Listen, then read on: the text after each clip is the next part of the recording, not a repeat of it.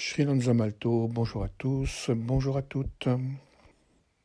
Pour que l'ascension des plans de lumière à l'intérieur de notre corps via les récepteurs cellulaires comme antenne du champ puisse s'accomplir progressivement, il est nécessaire que nos cellules soient purifiées, libres et ouvertes. Purifiées, c'est-à-dire exemptes de molécules artificielles issues de la chimie, libre, c'est-à-dire non contrainte par des croyances limitantes ou des émotions serrées et douloureuses, et ouverte, c'est-à-dire capable de se syntoniser entre elles afin de former ensemble cette coupe, cette antenne, cette parabole d'accueil des forces des mondes intérieurs. Ces trois conditions permettent à l'ascension intérieure de s'accomplir progressivement, mois après mois, année après année, jusqu'au jour où le flot de la lumière de l'Esprit Saint, de la Shekhinah, va descendre sur vous pour poursuivre le processus d'union et de noces intérieures. L'injection dans le corps de molécules artificiellement créées, même si elles ont la même structure chimique que les molécules naturelles,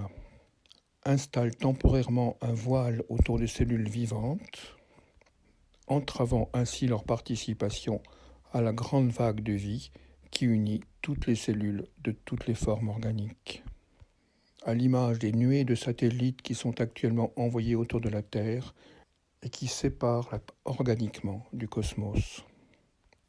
Ces molécules artificielles que nous ingérons à travers tout ce qui est produit par l'agro-industrie est soutenu dans le temps par l'injection vaccinale. Or, c'est justement en ces temps d'ascension que nous voyons une nouvelle offensive des forces de séparation. Tout ce qui a révélé son efficacité dans le traitement du Covid-19 est en train d'être attaqué et dénigré. L'État, en tant que puissance sans état d'âme au service d'êtres qui n'ont vraisemblablement pas d'âme, mais sont animés par d'autres forces, hors alliance, est en train de mettre en place des directives d'interdiction de tous les produits ayant fait leurs preuves, mais n'étant évidemment pas un vaccin. Ainsi, nous voyons surgir, en ce week-end de l'Ascension, une étude dite mondiale montrant les aspects inopérants, néfastes, dangereux de l'hydroxychloroquine, qui justifie la mise en place progressive de son interdiction. Nous connaissons déjà ce processus, selon lequel des forces anti-vie organisent des lobbies et des études dites scientifiques pour ensuite utiliser l'État comme instrument de puissance. Deux exemples parmi d'autres. Il y a peu, des études dites scientifiques ont relayé sans guère d'expertise les argumentaires partisans et propagandistes de Bayer et de Monsanto pour tenter de faire croire à l'innocuité absolue du glyphosate. Le réel montre évidemment que cela est faux. Il y a un peu plus de temps, aux États-Unis, les médias ont lancé une campagne d'information et de vaccination pour le ROR, le vaccin rougeole, oreillon, rubéole, et on a vu en même temps le taux d'autisme monter en flèche.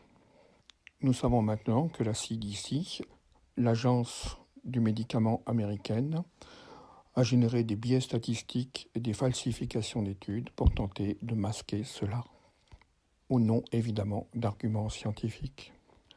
Les études officielles dites scientifiques apparaissent donc comme des outils de puissance relayés par l'État en tant que puissance de coercition et d'enfermement. L'étouffement de tous les autres modes de soins du Covid-19 jusqu'à l'attente d'un vaccin qui sera déclaré comme étant miracle, non seulement est un véritable problème pour la santé physique, puisque nous n'avons plus le droit au libre choix de la façon de nous soigner, mais également cela met en danger la simple possibilité de libération spirituelle de la gangue de l'ego et des forces enténébrante. La conséquence spirituelle en est l'enfermement de la conscience dans les zones basses de la réalité, nous faisant entrer dans un mode de servitude volontaire, obéissant mécaniquement aux impulsions collectives. Ces impulsions collectives étant bien évidemment contrôlées par les démiurges de l'engineering social. La crise économique qui va suivre risque de mettre en danger toutes les petites structures qui se sont mises au service du vivant pour ne laisser la place, l'espace de production collectif, qu'aux grandes structures qui déploient la chimie non organique et donc extrêmement invasive pour l'esprit et la conscience. Il est donc extrêmement urgent et important de reprendre son propre pouvoir, à la fois en termes individuels et collectifs, afin de ne pas laisser les molécules chimiques mortes et mortifères s'installer définitivement dans nos corps, construire des voiles de séparation et enfermer nos consciences dans la matérialité du moindre, générant un monde avec de moins en moins de conscience individuelle et une conscience collective en oubli quasi total des mondes spirituels et orientant ses forces vers le futur de l'homme augmenté ou le règne des artefacts. La compréhension seule des enjeux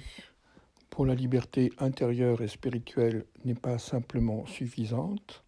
elle est utile, mais il est également important de nettoyer son corps de toutes les toxines et des voiles installés par l'artificialisation progressive du corps, afin de retrouver la source de vie et la source de joie inhérente à notre essence profonde. Cette source est la puissance de lumière capable de nettoyer l'impact de toutes les fausses puissances, aussi bien dans notre champ organique que dans le champ social. Elle est ce qui dissout les fréquences d'enfermement et d'engagement, libérant ainsi le corps de toutes les limitations artificielles, l'union de toutes les forces de vie de tous les êtres, purifiant les corps des imprégnations négatives, recréer ainsi une matrice humaine pour l'ascension collective, c'est-à-dire l'éveil au sein de la conscience de tous, des réalités et des mondes spirituels qui ont été occultés et brisés au moment de la catastrophe spirituelle de la séparation avec la source. C'était Sri Lanzamalto, je vous souhaite une magnifique lumière de désengagement de la matière morte qui s'est installée dans vos corps, dans tous nos corps.